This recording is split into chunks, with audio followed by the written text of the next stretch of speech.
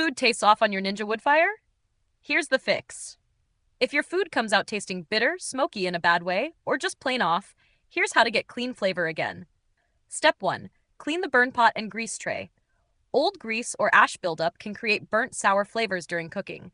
Let the unit cool completely, then remove and clean the grease tray, burn pot, and surrounding areas. Step 2.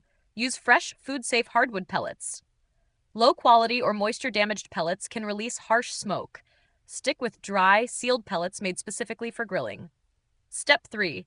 Avoid using too many pellets at once. Overfilling the smoke box can lead to thick, acrid smoke. Only fill to the line. More pellets doesn't mean more flavor. Step 4. Watch for leftover seasoning or old food bits.